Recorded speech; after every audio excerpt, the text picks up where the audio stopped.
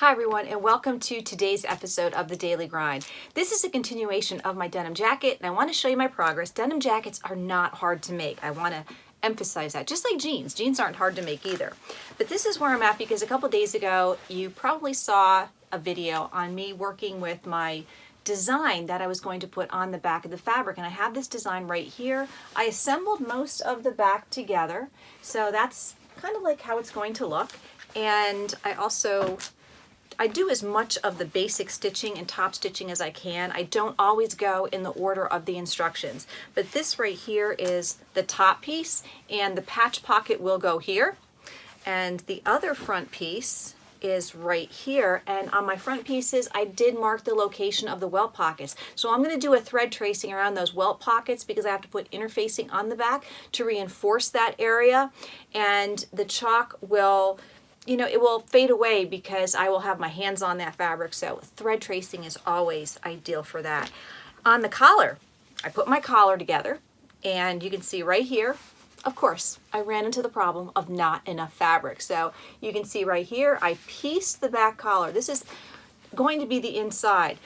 On the back is one piece, but you will see a problem I have when I bring this up close. Look at that stain right there, almost at the center front. I couldn't believe it. Where did this stain come from? I've had this probably on my fabric shelves for, I think, maybe 10 years. Originally, I bought this to make a pair of jeans, and I decided I didn't want this for jeans. So, yeah, I had that problem. But what's going to happen is when the fabric rolls over, you can see where the stain is. It's close enough to that seam line. So when it rolls over, this is going to be the outside. You should not be able to see that stain. Whew. All right, that's actually good. I think that will work out just fine, and if not, I'll try to hide it some way.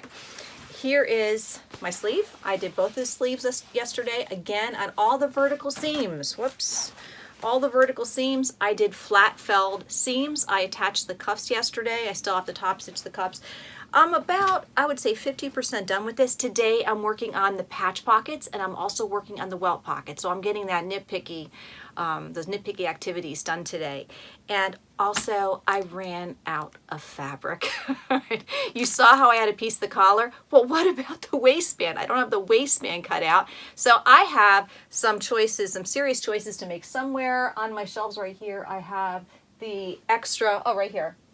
I have my extra pieces of denim. Now, I think I have enough where I could actually piece together a waistband, but you don't want your waistband to look like it's pieced. So what I'll probably do is start in the middle, and I'll have my two edges for the front edges of the jacket. And then I'll cut a piece going across, and then maybe I'll do two angle pieces. The trick to this, in my opinion, is to piece it, but make the piecing look like it's a design element. Make it look like it should be there. And then maybe if I don't have enough to fold it over for the waistband on the bottom, then I could use a really pretty bold cotton print on the inside and maybe interface that just to give that waistband a little more structure. I'm kind of hesitating which way I'm going to go now. I just don't know for sure.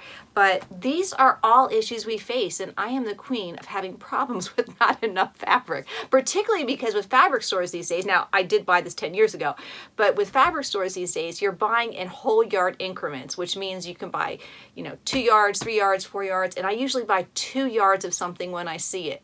And every once in a while I'll buy 3 yards. So if I want to make a maxi dress out of something that has 2 yards, I'm probably going to have to get pretty creative, and I have done that before. So if you're in a pickle, sometimes there's a way out of that pickle, like the one that I'm in right now. So I'm going to be working today on my welt pockets, patch pockets, and then just mulling over what I'm going to do with that waistband. If I decide I don't want to do a waistband, what I'm going to do is fray the bottom edge and not lose any length whatsoever, because I've seen plenty of denim jackets with a really cute frayed edge along that bottom hemline.